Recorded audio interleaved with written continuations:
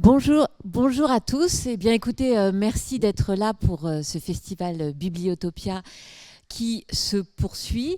Et aujourd'hui, nous allons aborder cette question délicate et passionnante qui est écrire la maladie mentale avec deux écrivains autour de moi qui sont Philippe Amotte et David Thomas. Merci beaucoup d'être là à tous les deux. Vous avez écrit des livres, chacun à votre manière, assez bouleversants. L'une a traversé l'épreuve du feu et le raconte donc dans ce récit flamboyant qui est « Et c'est moi que l'on enferme » aux éditions Stock. L'autre a perdu son frère après l'avoir vu lutter pendant plus de 30 ans avec la maladie mentale, la schizophrénie. Et lui aussi, vous publiez aujourd'hui un récit intime bouleversant, Un frère, aux éditions de l'Olivier.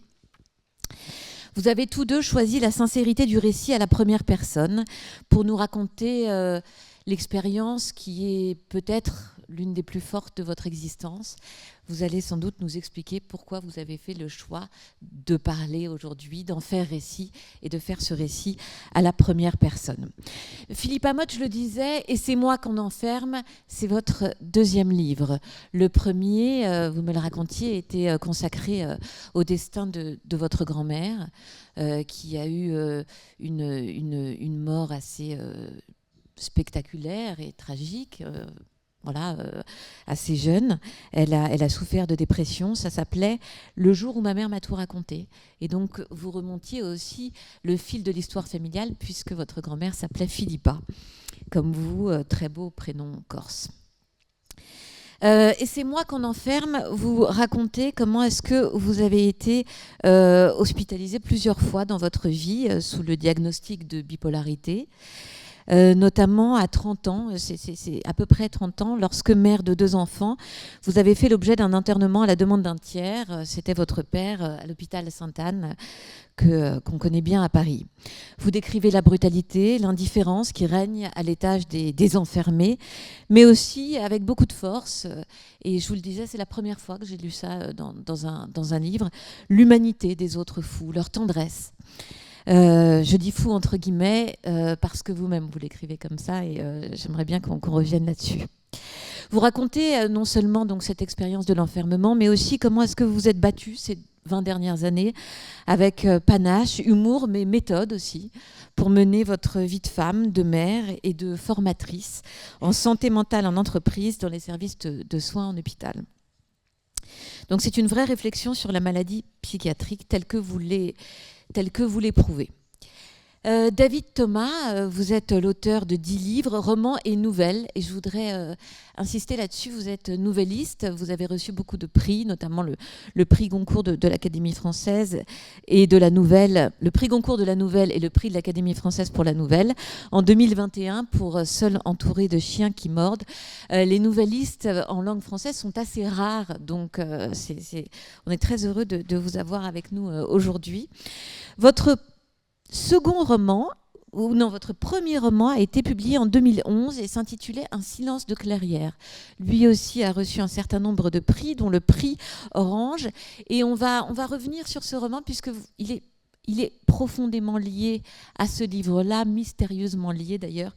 Vous en parlez. Un frère, c'est votre première autofiction, si je puis dire. Il s'agit d'un récit sur votre frère, donc je le disais, schizophrène. Vous étiez très proche, vous racontez la relation que vous aviez, vous racontez aussi évidemment le combat qu'il a mené toute sa vie, ce jeune homme qui était très séduisant, très brillant, passionné de musique notamment, passionné de blues, et qui a dû affronter la maladie. Vous lui dédicacez le livre sous le mystérieux surnom de Lone Man Drinking. Vous allez aussi peut-être nous dire pourquoi. Alors, première question à tous deux. Je vous le disais, pourquoi cette forme, pourquoi ce choix aujourd'hui de parler à la première personne et de raconter votre expérience? Peut-être Philippa. Alors moi, j'ai commencé à écrire ce texte en 2010, après ma troisième hospitalisation en psychiatrie, ma troisième hospitalisation sous contrainte. C'est pas un sujet dont on parle beaucoup aujourd'hui, mais alors en 2010, il y avait un très très grand silence sur ces sujets-là. Et je crois que je me suis mise à écrire pour essayer de dire quelque chose à la fois de l'expérience de la folie et de l'expérience de l'enfermement psychiatrique, et aussi pour essayer de sortir du silence. Et au départ, j'avais tellement peur d'écrire là-dessus, j'avais peur en fait d'écrire ce texte et de parler de ce sujet, que j'écris la première fois à la troisième personne en réalité. Et j'ai d'abord écrit un chapitre à la troisième personne, ensuite je l'ai mis à la première personne. Donc en réalité, j'ai hésité au début de l'écriture de ce texte entre la troisième personne et la première personne. Je pense que je me serais bien planquée derrière la troisième personne, et que pendant un long moment, j'ai hésité à le faire. Et puis en fait, ça n'avait pas de sens de renoncer à cette première personne. Je pense que c'est le fait aussi d'avoir écrit un premier livre avant celui-là, parce que même si c'est celui-là que j'ai écrit en premier, que j'ai commencé à écrire en premier, eh ben, c'est le deuxième que j'ai commencé à écrire qui a été publié en premier. Je ne sais pas si vous comprenez ce que je dis, mais c'est un peu compliqué. Et dans le deuxième, dans le premier qui a été publié, je fais parler ma grand-mère à la première personne, et j'ai pris goût à cet exercice aussi, et donc voilà, à un moment donné la première personne s'est imposée, mais ça a pris du temps. Et est-ce que ça a transformé votre écriture à partir du moment où vous avez écrit à la première personne ? Je crois que d'écrire à la première personne, ça transforme quelque chose. Je ne saurais pas exactement dire quoi, parce que ça a été tellement long, le chemin de ce texte. Ça s'est fait en tellement de fois, en tellement d'à-coups.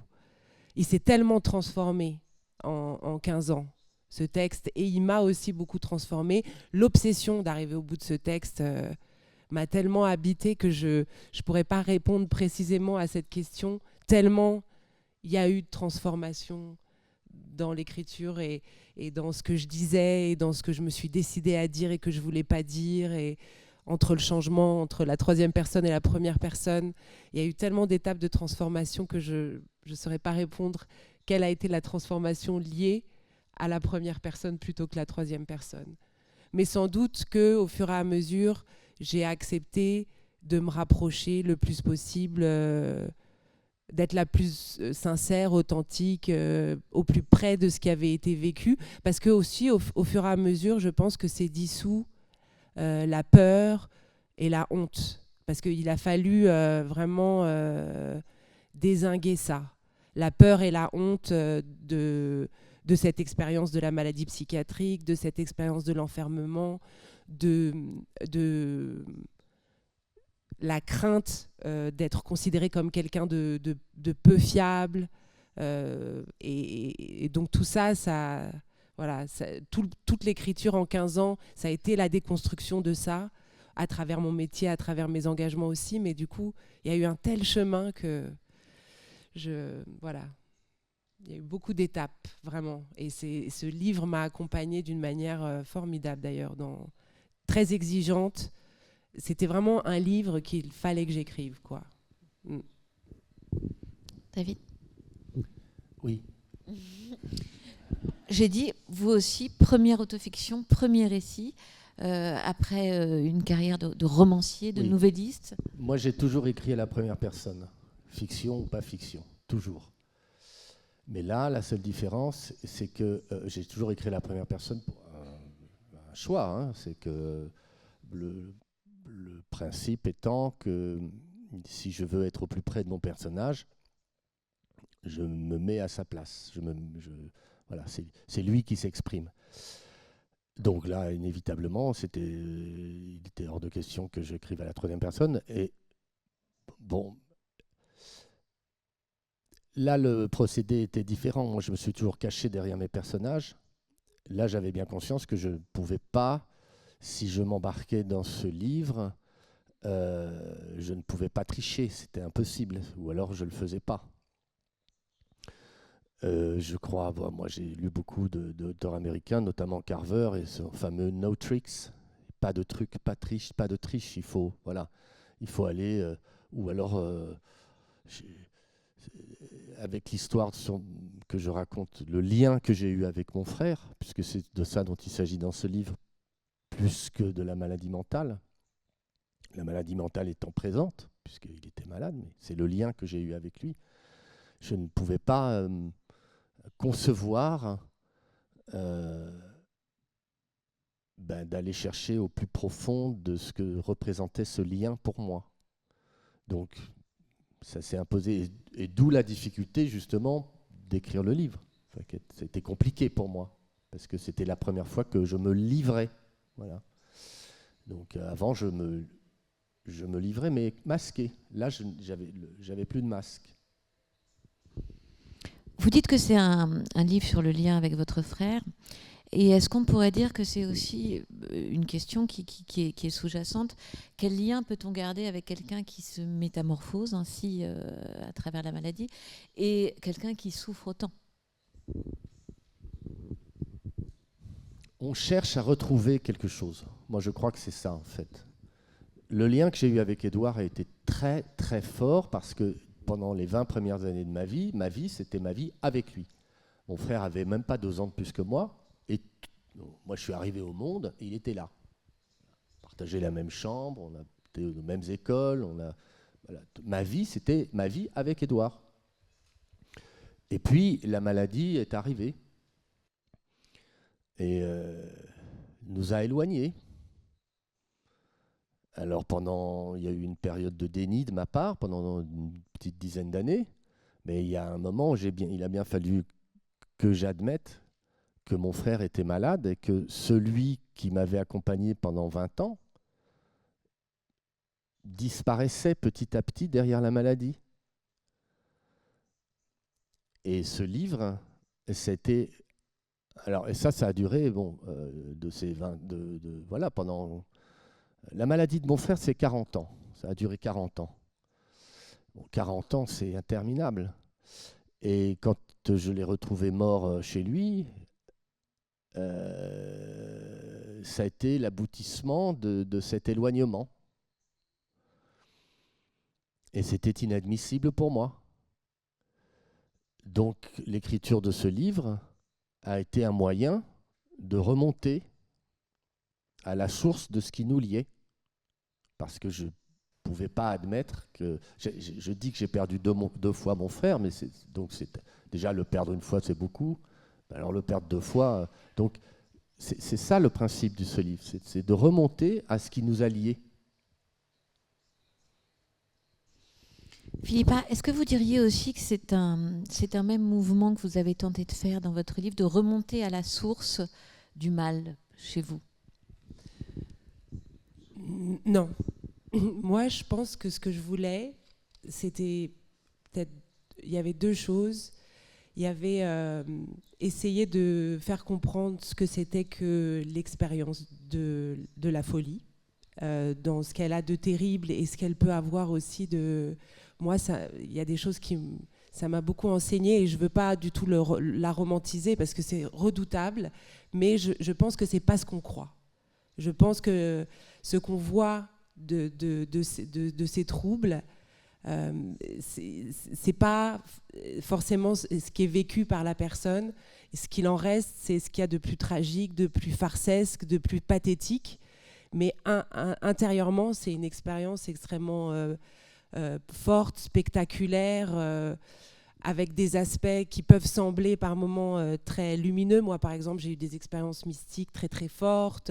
La créativité a émergé. Le dessin, l'écriture, qui font encore partie de ma vie aujourd'hui, ont émergé à ce moment-là. Après, il a fallu les rapatrier dans la réalité. Mais en tout cas, essayer de montrer. Et puis, le côté aussi terrible de la paranoïa, de la persécution, de cette colère et de cette peur qu'on a du monde tout d'un coup. Essayer de dire quelque chose de ça, un peu différemment que ce qui en est dit par la psychiatrie ou par ce qu'on en voit.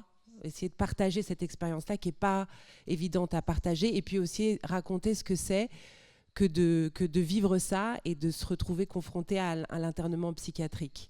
Et donc d'emmener le lecteur dans les couloirs de la psychiatrie, essayer de lui faire toucher ce qu'on ressent, d'une façon, encore une fois, qui sorte de la caricature, de choses parfois qui sont très stigmatisantes, qui font peur. Ça fait peur, mais voilà, d'amener le lecteur à la place de celui qui le vit, qui est, je crois, une place qu'on n'adopte pas souvent, ou voilà. essayer d'amener le lecteur de lui prêter mes yeux, de lui prêter mon corps, de lui prêter mon ressenti pour lui faire comprendre ce que ça peut être que d'arriver dans cet état, dans cet espace-là, face à cette médecine-là, et aussi de lui faire rencontrer mes pairs un peu différemment. C'est ça que je voulais. Et c'est un peu hors sujet, mais ça a été quelque chose pour moi de lire le livre de David Thomas, parce que la description qu'il fait de la traversée de son frère, et au début c'est vrai que on est dans des choses très lourdes et très dures, et en fait quand j'ai lu ça, ça m'a vraiment pris, parce que je crois que j'ai lutté toute ma vie pour pas que ça m'emporte comme ça l'a emporté lui. Et je pense que Et c'est moi qu'on enferme a beaucoup participé à l'écriture du livre, à ce combat, quoi. Parce que en fait, c'est vrai que j'ai été très consciente pendant très très longtemps, et maintenant ça va beaucoup mieux, de la possibilité de cet effondrement. Et je voulais aussi décrire ces couloirs et la réponse qui est faite, parce que je me suis dit, c'est pas assez bien ce qu'on propose aux gens. Je crois aussi que ce que je voulais à travers ce livre, et toute ma vie est consacrée à ça aussi dans mon métier, c'est dire, il faut qu'on fasse mieux, il faut qu'on accueille mieux, il faut qu'on soigne mieux, il faut qu'on ait un regard beaucoup plus humain et beaucoup plus proche de l'être sur ces troubles et sur ces états tellement douloureux. Voilà, et ça aussi, je pense que c'est moi qu'on enferme, il est au service de ça. Comment est-ce qu'on peut faire mieux que cette réponse-là, quand les gens arrivent dans des états très, très douloureux psychiquement, où il y a beaucoup de peur, où il y a, voilà, tout ça. Et c'est vrai que, pour revenir à ce que vous avez dit au début, ce qui est vrai, c'est que vous réussissez, et c'est vraiment un tour de force d'écrivain, à nous faire vivre ce que ressent cette jeune femme de 25 ans lors de son premier internement. 20 ans. J'avais 20 ans la première fois, 25 ans la deuxième fois, et 31 ans la dernière fois. Et c'est le dernier internement qui sert de fil conducteur au récit, et qui fait, à un moment donné, je raconte au lecteur comment ça s'est passé la première fois. Voilà, et c'est cette première fois, quand soudainement, elle est enfermée. Et elle n'est pas encore à l'hôpital, hein. Elle est dans un endroit de transition. C'est une garde à vue psychiatrique. C'est voilà. Une petite spécificité parisienne. Ça s'appelle l'I3P, infirmerie de la psychiatrique de la préfecture de Paris, de la police de Paris, où j'arrive jamais à le dire dans le bon ordre. C'est vraiment malheureux, quoi. D'avoir été pris en charge de cette façon-là. Mais comme j'étais délirante dans la rue, ils m'ont emmenée dans ce lieu où, c'est une prise en charge qui est presque policière. C'est inouï, c'est le procès de Kafka. Hein. On a l'impression que tout d'un coup, elle est emmenée, la porte est fermée, et elle ne sait pas ce qu'elle va devenir. Oui, et c'est vrai qu'on arrive, enfin en tout cas moi j'arrive, et c'est le cas de beaucoup de gens, dans un état, parce qu'il y a des symptômes de paranoïa très forts dans ces crises-là, qui sont assez répandues. Et donc, ce qui est affreux, c'est que j'ai peur que tout le monde veuille me tuer, j'ai peur qu'on veuille me faire du mal, et que la réponse qui m'est proposée est comme la confirmation de quelque chose qui est à un état complètement délirant et complètement décuplé. Hein. Cette paranoïa, elle est pas juste, mais la réponse qui est faite confirme la paranoïa. Et ça, c'est typiquement le genre de choses qu'on pourrait essayer d'éviter. Non, vous décrivez ça avec beaucoup de force. David Thomas, vous avez un passage à Sainte-Anne, parce qu'à un moment, dans une scène très, très, très, très forte psychologiquement aussi, vous racontez que vous avez dû faire interner votre frère, et à quel point ça vous a coûté. Comment est-ce que vous avez réfléchi à raconter comme ça l'hôpital, l'enfermement ? J'ai pas réfléchi. En fait, j'ai raconté. J'ai essayé de raconter ce que j'ai vécu, ce dont j'ai été témoin, de la façon la plus pas crue, mais réaliste. Et cet épisode que vous évoquez fait partie des moments les plus forts de toutes ces 40 années que mon frère a traversé et que nous avons, nous, sa famille, traversé. Donc, voilà, je me suis pas posé de questions. J'ai raconté de façon assez nette la brutalité de ce moment. Je me suis retrouvé devant mon frère qui délirait, voilà, dans un accès de paranoïa. Je ne dirais pas violent, parce que la violence était destinée aux portes, donc pas à moi. Mais quand on est face à un individu qui perd le contrôle de ses nerfs à ce point-là, on a peur, évidemment. Puis en plus, mon frère était assez costaud, comme vous pouvez le constater, ce n'est pas mon cas. Donc oui, je me suis dit que là, je ne pouvais pas le laisser comme ça. Donc j'ai appelé les flics, les pompiers, et voilà. Et il s'est passé qu'ils l'ont. Enfin, ça a été très compliqué parce que je suis parti de chez lui, j'ai téléphoné dans la rue, et évidemment, le temps que les pompiers, les policiers arrivent, mon frère s'était calmé. Et les policiers m'ont dit bon, bah, il ne faut pas qu'ils vous voient. Donc j'étais à un étage en dessous, dans l'escalier. Et évidemment, quand il a ouvert la porte, mon frère parlait très calmement. Non, non, ça va, je me suis un peu énervé, mais tout va bien. Et puis moi, j'ai entendu les policiers, les pompiers lui parler, tout ça. Et puis voilà, c'est remonté. J'ai entendu que mon frère retournait dans sa roue, quoi. Et j'ai trouvé que, voilà, et bon, heureusement, je me suis dit, heureusement qu'ils sont restés le temps suffisant pour voir à quel point il est altéré, quoi. Et ils ont été très... Je les ai trouvés très, très bienveillants, très compréhensifs. Et ils sont parvenus à lui faire comprendre qu'au bout d'un quart d'heure, 20 minutes, une demi-heure, qu'il fallait qu'il se fasse hospitaliser. Donc je me suis sorti pour pas qu'il me voie, et je l'ai vu sortir pour aller dans la camionnette. Et là, ils l'ont emmené à l'hôpital, et il était de nouveau, alors là, vraiment, quand il était dans la salle d'attente à Pompidou, il était vraiment bon. Et il fallait qu'il se fasse hospitaliser, mais ça a duré des heures, évidemment, ça a été interminable. Ensuite, on m'a dit de rentrer chez moi. Et une fois que j'étais chez moi, tout ça c'était l'après-midi, hein. Et puis chez moi, moi j'ai ensuite téléphoné pour savoir où était mon frère, est-ce qu'il avait été emmené à Sainte-Anne, etc., etc. Puis à minuit, on m'a dit oui, ben voilà, il vient d'arriver, il faut que vous reveniez pour signer l'HDT. Donc j'ai demandé au monsieur, à mon interlocuteur, s'il se foutait de moi, quoi, parce qu'il fallait que je retraverse tout Paris pour signer un papier, parce que sinon il y avait le risque que mon frère rentre chez lui. Donc voilà, ben donc on s'est débrouillé autrement, mais j'ai signé l'HDT, et c'était pour moi, je savais très très bien que mon frère m'en voudrait, et donc c'était pas un acte très facile, ouais. Et effectivement, il m'en a voulu, et je le comprends, je le juge pas, je le comprends. C'est pas anodin de signer un papier pour enfermer quelqu'un un proche, même s'il est dans la souffrance, parce que mon frère a les trois quarts, enfin l'écrasante majorité des cas où mon frère s'est fait hospitaliser, en 40 ans, il avait un nombre incalculable d'hospitalisations, que ce soit à Sainte-Anne ou après à Meudon, dans une clinique privée. Parfois, il y allait 2 fois par mois. Donc, quand il est mort et que je suis allé récupérer ses affaires à la clinique, on m'a dit « Votre frère est le patient qui vient depuis le plus longtemps et le plus souvent à la clinique. » Ils étaient tellement affectés par sa mort qu'ils ont fait un groupe de parole avec lui. Donc, vous voyez, c'était...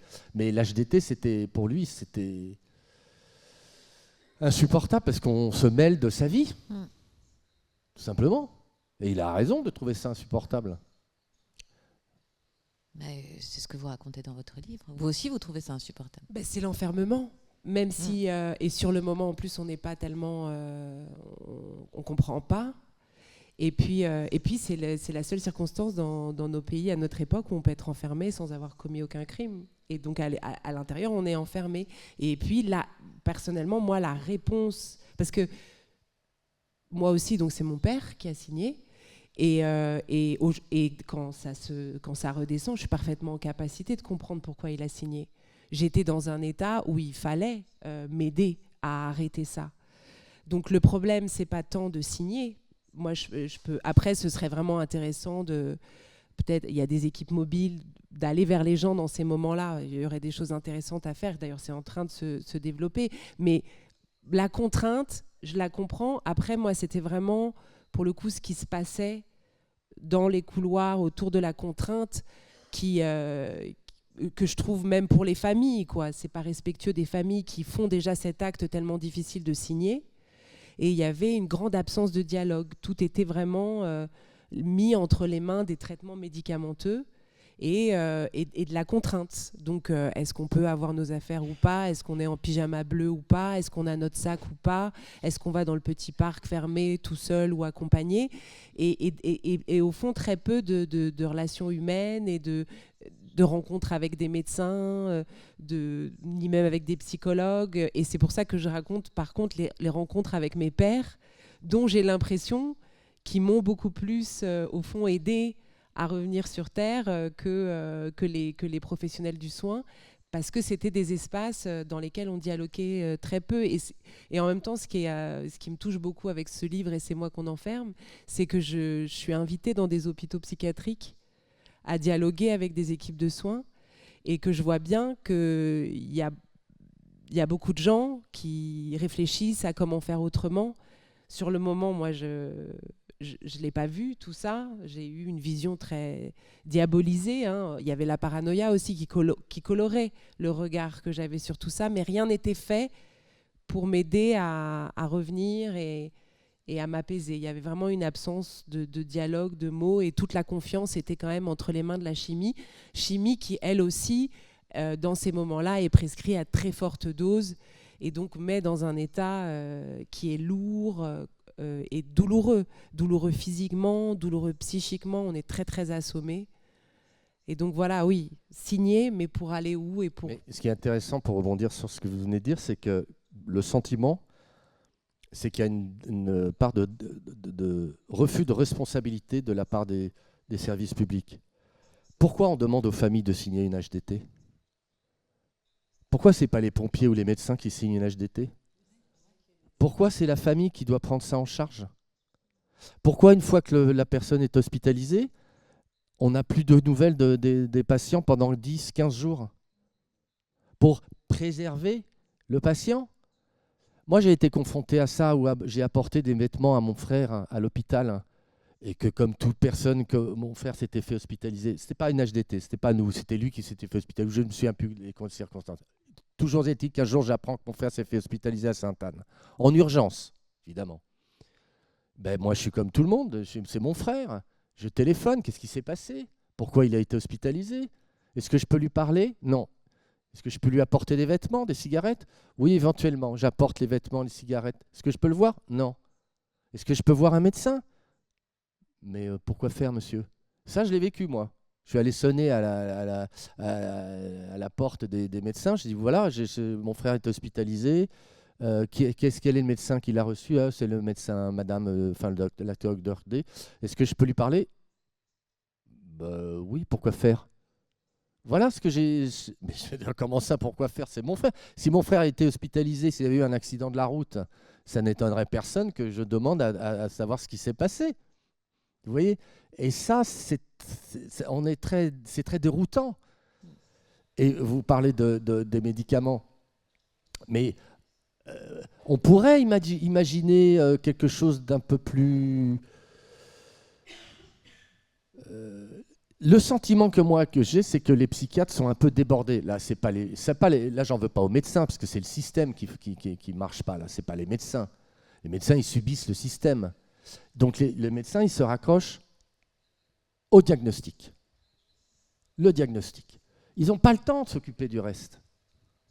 Pour les malades, comme pour les familles, ils n'ont pas le temps. Il y a tellement de malades qu'on va s'en tenir au diagnostic. Et après, démerdez-vous. Et aux médicaments, est-ce qu'on utilise toujours l'expression camisole chimique? Je ne sais pas si on utilise l'expression, mais on utilise toujours la pratique. Après, c'est vrai que du fait, depuis 15 ans, d'avoir entamé ce parcours professionnel qui a commencé par un engagement associatif, je trouve que je me sens assez privilégiée d'être le témoin du fait qu'il y a des psychiatres qui réfléchissent à une autre politique de prescription. Et d'ailleurs c'est parti de mouvements militants de personnes concernées, notamment aux États-Unis, il y a eu un militantisme et qu'il y a une philosophie de soins qui se développe et qui se déploie et que les services essayent d'intégrer, ce qu'on appelle les pratiques orientées rétablissement, l'intégration de la paire aidance familiale, c'est-à-dire qu'il y a quand même une prise de conscience aujourd'hui, en France en tout cas, qu'il y a vraiment des choses qui méritent d'être améliorées dans cette prise en charge à l'égard des familles, à l'égard des personnes et dans le regard qu'on porte sur ces personnes. Parce que c'est vrai qu'à l'époque où j'étais prise en charge, et puis qui n'est pas si éloignée de l'époque où votre frère était pris en charge, je ne me rends pas compte, moi la première fois c'était en l'an 2000. Moi je noircis le tableau, je suis conscient de ce que vous dites, oui. qu'il y a des énormes progrès qui ont été faits ces dernières années, mais moi je parle de quelque chose qui date des années 80 aux années 2020, vous voyez, donc c'est une période, c'est vrai que les choses évoluent, c'est très clair, mais même pour les traitements, ne serait-ce que pour les traitements, il y a eu des évolutions phénoménales. Moi j'ai le psychiatre qui suivait mon frère jusqu'à les 20 dernières années de sa vie m'a dit que les traitements que mon frère avait subis dans les années 80 étaient des traitements de cheval, quoi. C'était inadapté. Et que ça a probablement contribué à, peut-être pas enfoncer mon frère, mais ça ne l'a pas aidé. Mais on a fait d'énormes progrès à ce sujet, ça c'est évident. Mais il y a encore... Oui, voilà, et je pense que... Et je pense que... Est-ce qu'on n'arrivera jamais au bout d'ailleurs? Ça, j'en sais rien. Ça vaut la peine d'essayer. C'est sûr qu'on avance dans le bon sens, ça c'est certain. Il y a encore beaucoup de chemin à faire, je crois, mais en tout cas, il y a une réflexion et je pense qu'il y a une écoute aussi. Et je pense que les écrits de proches, de personnes... Sans aucun doute. Sans aucun doute. Philippa, est-ce que vous voulez bien nous lire le passage, puisque vous évoquiez tout à l'heure les gens que vous avez rencontrés à Sainte-Anne et ce qu'ils vous ont appris de l'homme? Je pénètre dans un univers où les habitants ont fait sécession avec le monde. À force de rupture et d'isolement, leurs regards, leurs voix, leurs démarches, leurs tenues, leur allure, leurs réactions sont modifiés en permanent, en profondeur par le mal qui les ronge. L'enfermement, qu'il soit carcéral ou psychiatrique, génère ses propres codes, donne naissance à une nouvelle forme d'individu. Ce qui fait peur, c'est l'effet miroir. Ce face-à-face avec ceux dont on se dit qu'ils n'en reviendront jamais. Mais très vite, mon opinion change et les barrières tombent. Elles tombent lorsque Sophia, avec son sourire édenté, me tend gentiment une cigarette en ajoutant quelques gâteaux écrasés de l'autre main. « Tiens, si t'as faim ». Elle tombe quand Marc me pince la joue en me disant que je suis mignonne, ou quand David passe devant moi d'un pas décidé et m'explique qu'il va méditer parce qu'il est bouddhiste et que c'est pas avec leur médoc de merde qu'il va atteindre l'éveil. Chaque fois qu'ils ouvrent la bouche, malgré un aspect et des propos douteux, mes compagnons de galère me font aussi beaucoup rigoler. Leur loufoquerie m'inspire de la tendresse et me donne du courage. J'ignore pourquoi, mais c'est au contact de ces hommes et de ces femmes que j'ai le sentiment de comprendre pour la première fois ce que signifie être humain. Il suffit de quelques mots échangés pour que je commence à penser qu'eux et moi c'est pareil, et pour que j'arrive à dire nous. Nous ne sommes pas beaux à voir, pour la plupart l'épreuve se déroule mal, mais je sais aussi qu'elle nous rend plus humains. Plus de costards, plus de manières, plus de cosmétiques, seulement la fragilité à l'état brut, la faille, l'humain. Oui, c'est un très beau passage. C'est un très beau passage. Et d'ailleurs... Je peux me permettre de rebondir. Moi, je trouve ce passage magnifique parce que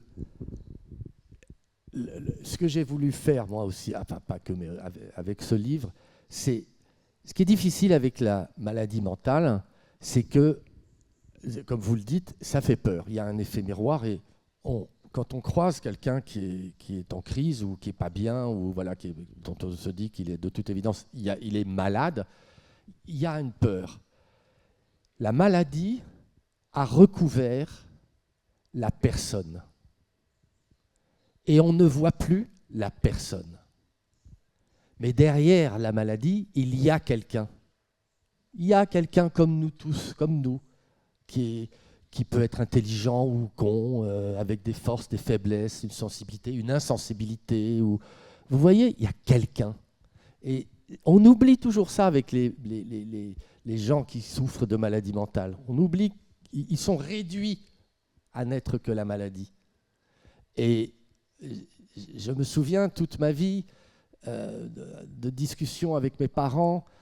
Moi, j'essayais pas de responsabiliser mon frère, mais ma mère disait « il est malade ». Et je répondais « oui, mais il n'est pas que malade.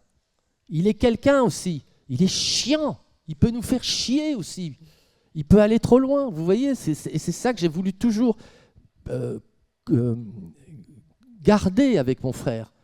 Je n'ai jamais voulu le réduire mais au fur et à mesure que la maladie avançait. Alors, il faut admettre que mon frère aussi a aggravé les choses, hein, parce que mon frère picolait beaucoup, ensuite il a arrêté de picoler, donc il a fumé énormément de cannabis, et tout le monde sait combien le cannabis est dévastateur pour ce genre de pathologie, donc il a aggravé les choses. Mais moi, j'essayais de conserver qui il était, et c'est ça pour ça que je trouve que ce passage est magnifique, parce qu'il montre justement que derrière ces malades, il y a des gens, voilà, comme vous et moi, comme tout le monde. Ce qui est très beau aussi dans votre livre, Philippa, c'est la résistance du personnage. Est-ce que vous voulez nous dire un mot sur la guerrière ? La guerrière, c'est un... Je me suis demandé, pour écrire...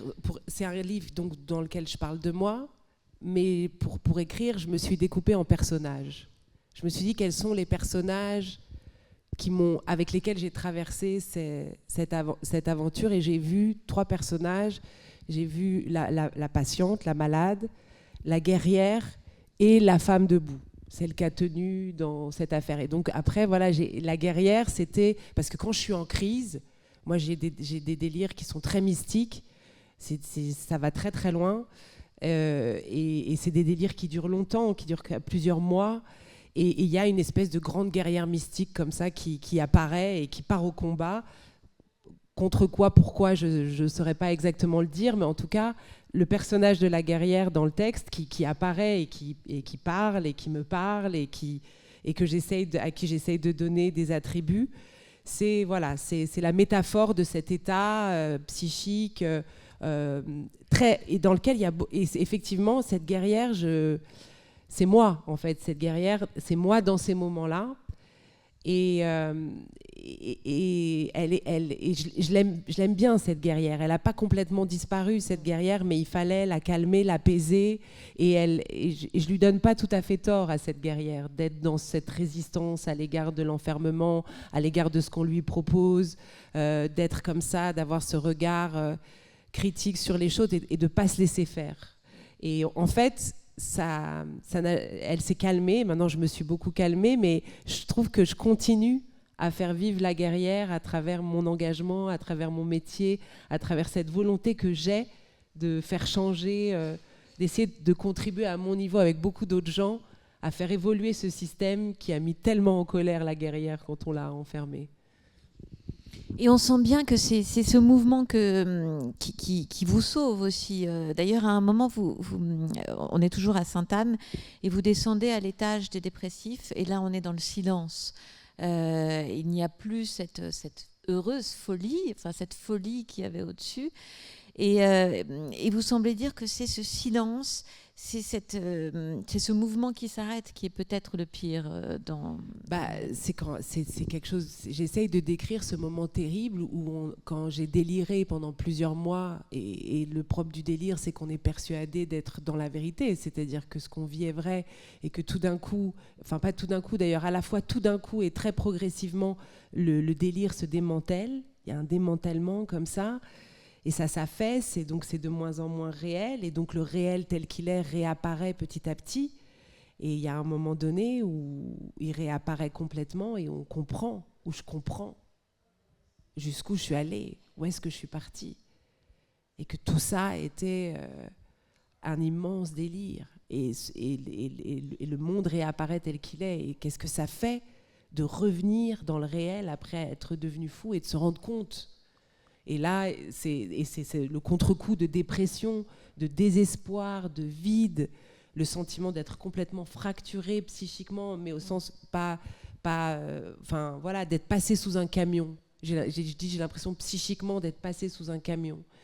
Et j'essaye de décrire ça. Et effectivement, il y a d'abord cette espèce de fulgurance de la folie et du délire, et qui prend tout, et qui est dur aussi. C'est dur physiquement, le délire. C'est dur parce qu'on a très peur, parce qu'il y a cette paranoïa. Mais en même temps, il y a une force, c'est puissant, le délire. C'est vivant, le délire. Tandis que, et quand le délire s'arrête et qu'on doit se confronter à ce qu'il est réellement, et à ce qui nous a fait faire, ce qui nous a fait dire, là où il nous a menés, et même d'intégrer ça après, intégrer le délire, le fait qu'on a déliré dans la vie normale, quoi. Et ben ça, j'essaye de décrire le passage du délire à la dépression, et la dépression derrière, elle est longue, et il faut tenir là-dedans. Après avoir tenu dans le délire, il faut tenir dans cet anéantissement de l'être, parce que je pense que dans le délire, on crame au moins peut-être une année ou deux d'énergie vitale, en fait. C'est ça que j'ai compris après. Et donc, et donc, c'est ça qui fait qu'à mon avis aussi, il y a cette difficulté d'addiction, où on essaye de trouver des biais pour résister à cette souffrance, parce que le contre-coup, il est terrible, et c'est vrai que la réponse chimique est très peu incarnée, et qu'on est confronté on aurait besoin sans doute de bien d'autres soutiens, et de bien d'autres choses. En tout cas, voilà, moi, c'est ma manière d'œuvrer autour de ces sujets-là aujourd'hui, c'est d'essayer de se dire comment on pourrait faire pour soulager le mieux possible ces états que je décris. Parce qu'ils sont vraiment difficiles à traverser, dangereux pour l'intégrité, pour le devenir d'une personne. Et donc c'est vrai que c'est un grand souhait pour moi de trouver des façons de les soutenir et de les accompagner le mieux possible, le plus dignement possible, parce que j'ai trouvé ça atrocement difficile et compliqué. Ce qui est frappant en vous écoutant tous les deux, et surtout en lisant votre livre, c'est la délicatesse, la finesse, la précision avec laquelle vous racontez certaines expériences intérieures. David, Thomas, est-ce que vous voulez bien nous lire un passage où vous nous parlez de cette chose qui est extrêmement rarement racontée comme vous le faites aussi, où vous racontez votre expérience de témoin impuissant face à la transformation de quelqu'un qu'on aime. Je ne sais pas si ce passage va bien illustrer ce que... Ah bon, non mais je vais... J'ai perdu 2 fois mon frère. La première perte fut un éloignement interminable de presque 40 ans, durant lesquels la maladie mentale me privera chaque jour un peu plus de mon premier écho. Parce qu'il sera inadmissible pour moi que la schizophrénie me prenne mon frère, je passerai pendant tout ce temps par l'insouciance, l'aveuglement, le déni, l'illusion, l'évitement, la distance, mais aussi l'abattement, la tristesse, la colère, la thérapie, l'alcool, l'isolement, le mensonge, la peur, jusqu'à la cassure aussi, pour me sauver moi-même. Pendant presque 40 ans, mon frère aura été là, sans plus vraiment être là. Lui, mais plus lui. Un autre. Aliéné par un diable vicieux, sadique, qui sait jouer de lui et de nous, sa famille. La folie renvoie dans notre langue et notre culture à 2 interprétations radicalement contradictoires. Une excentricité, une singularité, une indépendance élégante et gracieuse d'abord, face à la norme fade et emmerdante. Quel grand fou, il est foufou, faire une folie, aimer follement, un truc de ouf.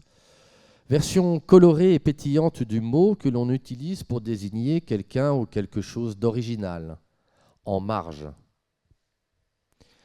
Cette première lecture du mot allège ce qui ne peut être allégé, car rien n'est plus pesant, plus lourd que la folie. Et puis cette lecture est vidée de ce qui est son essence même, l'aliénation, c'est-à-dire la perte du jugement, du libre arbitre, la dépossession de sa raison, de son autonomie, de sa crédibilité, la dépossession de tout ce qui fait soi. L'essence même de la folie, c'est la seconde lecture, la plus obscure, la plus sombre, que même la psychiatrie n'utilise plus depuis longtemps, et qui désigne un enfermement mental, une souffrance indescriptible d'être coupé des autres et de soi, quelque chose qui vous met hors du monde sans votre consentement, tout en vous faisant croire, et c'est là toute la subtilité du vice, que vous en faites encore partie. Celle-là, évidemment, est la plus dure.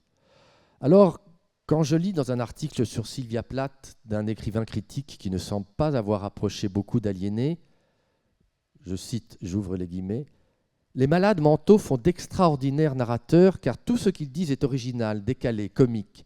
Ce qu'on cherche dans un roman, c'est fuir la banalité. Beaucoup d'auteurs devraient faire un séjour en HP pour voir l'existence sous un angle différent. J'ai envie d'emmener son auteur à Sainte-Anne.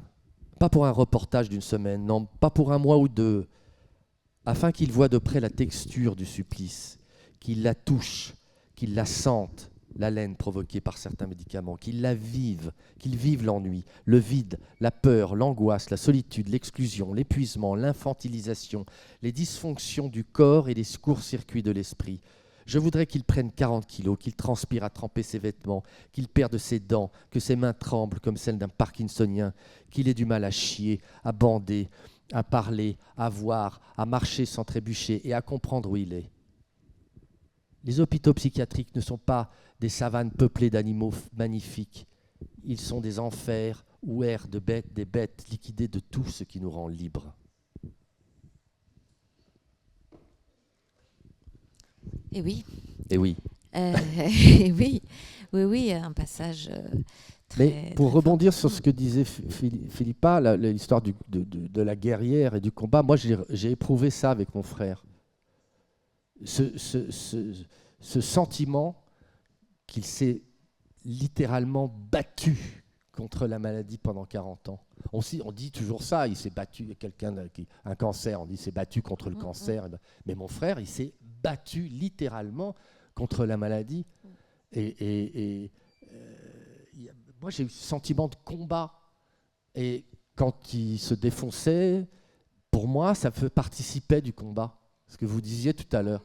Oui, je parle de ça. C'était une façon de dire c'est moi qui décide. Je vous emmerde, c'est moi. C'est reprendre la main. Se défoncer, pour moi, c'était une façon qu'il avait de reprendre la main. Et il s'est battu aussi parce que mon frère prenait son traitement, hein, il se faisait hospitaliser. Donc, il ne renonçait pas, vous voyez. Il y avait quelque chose de très frontal que j'ai eu ce sentiment. Pardon, je ne vous ai pas laissé poser votre question. Non, et c'est un combat, on ne peut pas dire qu'il est toujours perdu. Parce que quelquefois, quand vous racontez notamment cette scène magnifique où on l'entend jouer du blues pour lui-même, et on voit qu'il est mais ça, c'est moi qui fait chose. que... Vous savez, je pense que je me suis raccroché à des choses aussi positives. Vous évoquez une scène où mon frère jouait de la guitare, jouait du blues, mais il a joué toute sa vie, il a donné des cours de guitare, tout ça. Mais en même temps, il n'a pas été très... on aurait pu croire qu'il avait envie de se produire devant un public. Ça l'intéressait pas trop, en fait. C'était pas son truc. Il jouait avec des gens, il faisait des buffs, des trucs comme ça, des sessions d'enregistrement. Et une nuit, on était à la campagne, chez mes parents, c'est une très grande maison, tout ça, et mon frère était très souvent insomniaque, il dormait plus le jour que la nuit. Et je me lève pour aller aux toilettes, en plein milieu de la nuit, et j'entends la guitare en bas. Et je descends. Et donc j'écoute derrière la porte, et mon frère jouait tout seul dans le salon. Et j'ai trouvé, je ne sais plus comment je formule ça, mais j'ai été très, très touché parce qu'il était dans le plus vrai. Il était vraiment là, j'avais accès à l'exact centre de sa sensibilité, vous voyez. Et c'était un moment assez fort pour moi d'avoir accès à cette douceur. Il chantait et jouait avec une voix très douce. C'était très beau pour moi de voir ça. Philippa, est-ce que vous pensez en termes de combat et de victoire et d'échec ?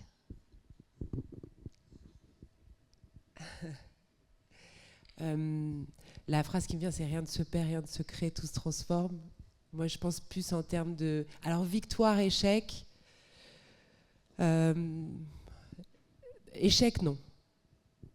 Alors là, vraiment, pour pouvoir surmonter ce trouble, ce parcours, il a fallu que j'exclue de mon système de pensée la notion d'échec. Vous imaginez sinon ?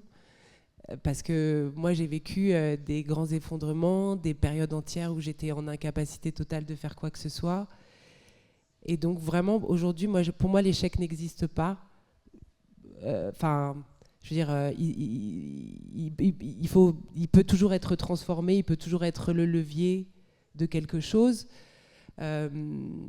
Combat, je pense que je suis habitée par une forme de combativité très forte, mais je vois bien qu'elle est de plus en plus faite de douceur.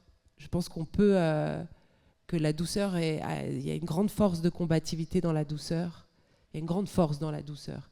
Et il y avait à l'origine quand même beaucoup de colère en moi. Elle s'est manifestée dans les crises très fortement, même une rage. J'ai été obligée de la confronter, j'ai été obligée de la rencontrer, j'ai été obligée de l'admettre. Et c'est ça aussi, je pense que pour guérir d'un trouble psychiatrique, ce qu'il y a à confronter de soi, à regarder de soi, c'est les choses les plus difficiles à regarder et en face en fait. Et donc ça a été rencontré, toute la noirceur et toute la complexité, tous les dysfonctionnements qui me constituaient. Et au lieu de les haïr, comme on a tendance à le faire, de déplorer leur existence et de les dénigrer, ça a été tout un travail d'aller fumer une clope et boire un café avec ma paranoïa. C'est-à-dire de rencontrer tout ça. Et donc c'est pour ça que donc tout ça, ça a arrêté d'être un échec. Ça a arrêté d'être quelque chose de bien ou de mal. Ça a arrêté d'être normal ou pas normal. C'est comment je rencontre tout ça et comment j'essaye de faire en sorte que ce soit pas si douloureux et voire même que ça puisse devenir le levier d'un engagement, de certaines actions, d'un livre, d'un dessin, d'une relation. Donc c'est vraiment la transformation.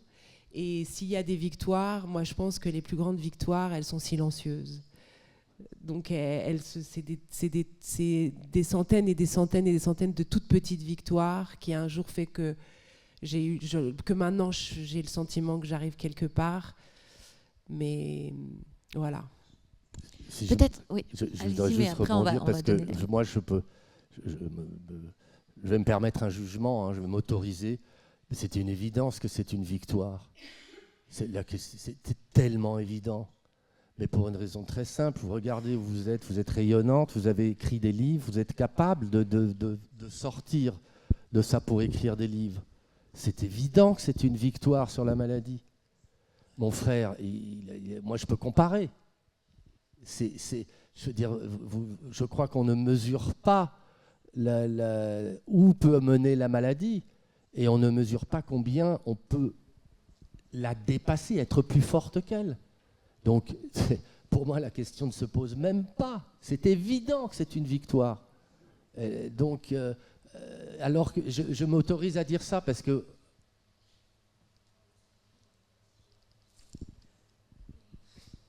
Oui. C'est vrai qu'on a affaire à un ennemi. Parce que mon frère n'a pas gagné cette maladie. Voilà. Elle a été plus forte que lui. Mais il s'est battu jusqu'au bout contre elle. Elle a été plus forte que lui. Mais quand je vous vois, je trouve ça admirable. Parce que ne serait-ce que pour écrire le livre. Putain, il faut pour pouvoir être capable d'écrire sur ça, ça veut dire qu'on a dépassé. Donc c'est une victoire. Il faut finir sur quelque chose de positif. On Parce va- que la maladie... Non, ce que je veux dire, c'est que on parlait de progrès tout à l'heure. Il y a énormément quand même de gens aujourd'hui qui vivent avec ça. Mais bien Et qui sûr, vivent bien de sûr. façon à peu près normale. Mm. On parle de chimie, tout ça. Mais les médicaments ont permis à des tas de gens de supporter, de vivre à peu près normalement avec la maladie mentale. Hein. Je pense qu'il faut beaucoup de choses en complément des médicaments. Ah ben évidemment Non, qu'il faut c'est pas. important parce que- Non, mais ce que je veux dire, Ouais. c'est qu'il y a 30 ou 40 ans, c'était plus compliqué. Donc Ouais. on avance dans le bon Oui, sens. je pense Mm. qu'on avance. Évidemment, il ne faut pas que ça, mais au moins.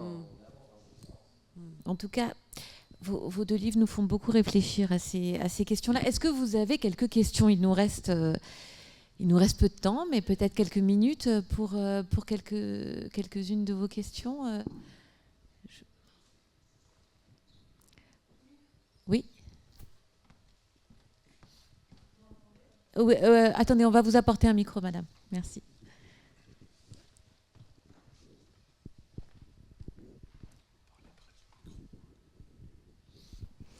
Merci. Je m'adresse surtout à vous, madame, qui avez écrit le livre. Et puis ma question est, est-ce que vous vous sentez reconnue ? Très. Très. Parce que je me pose la question depuis longtemps. Et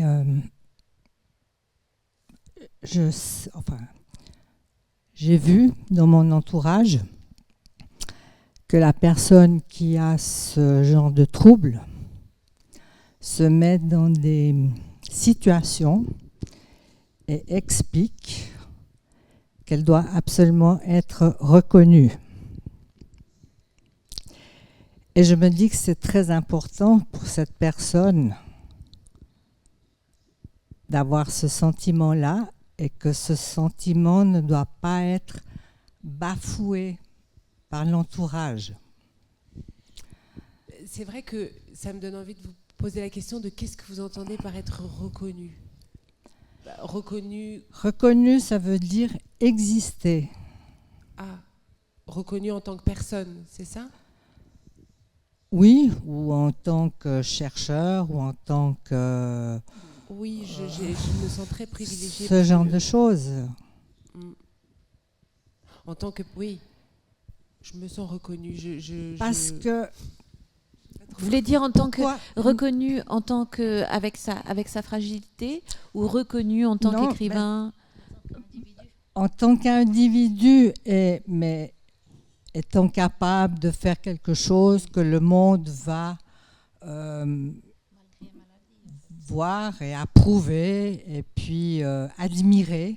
de trouver sa place dans la société. Voilà.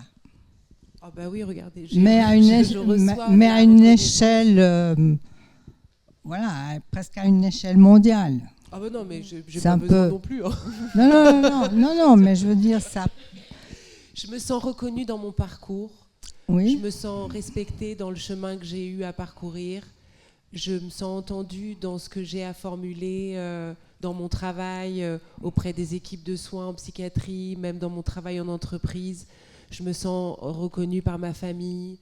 Je me sens reconnue. Je bénéficie de cette chance-là, absolument. Oui. Et j'ai été respectée dans ce chemin que j'ai parcouru. Oui. Absolument. Et ça a été très, et c'est précieux, et sans doute que ça contribue beaucoup à me reconstituer, à me consolider cette reconnaissance. J'en reçois. Et le tout est comment y parvenir.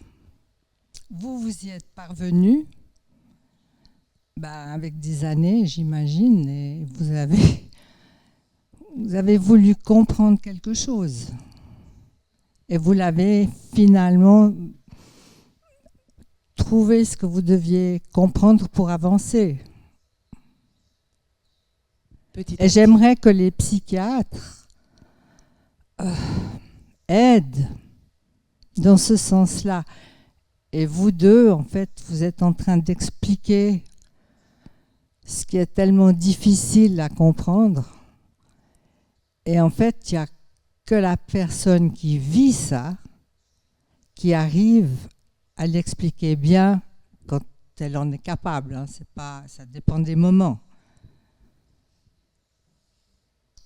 Tout à fait. Est-ce que, David, vous voulez réagir? C'est vrai Non, que non, c'est- mais je partage complètement votre... Oui, je ne suis pas tout à fait d'accord avec vous. Mais moi, c'est autre chose, parce que je suis témoin, j'interprète.